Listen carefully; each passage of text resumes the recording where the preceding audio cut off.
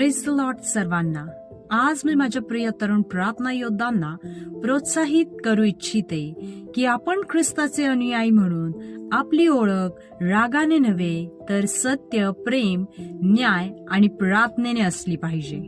अन्यायाविरुद्ध आवाज उठवणे महत्वाचे आहे, परंतु तो आवाज उठवताना आपण ख्रिस्ताच्या स्वभावाचे प्रतिबिंब दर्शवले पाहिजे.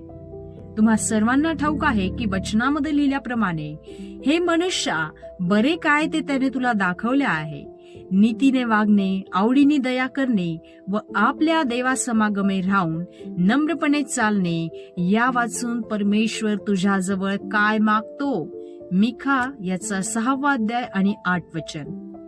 चला तर मग आपण मिळून प्रार्थना करूया.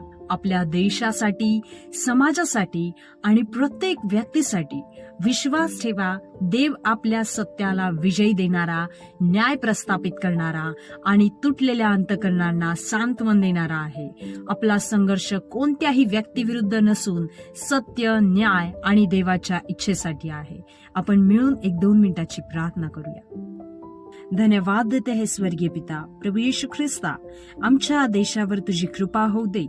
प्रत्येक नेत्यांना शहाणपण, प्रत्येक नागरिकाला सत्याची ओळख आणि प्रत्येक विश्वासणाऱ्याला धैर्य दे. आम्हाला न्यायासाठी उभे राहण्याचे सामर्थ्य दे, पण ते नेहमी प्रेम, नम्रता आणि ख्रिस्ताच्या स्वभावाप्रमाणे असू दे. प्रभू येशू ख्रिस्ताच्या गोड, प्रिय, गौरवी, पवित्र आणि सर्वोच्च सामर्थ्यशाली नावाने ही छोटीशी प्रार्थना करते, म्हणून तू ऐक पिता. आमेन.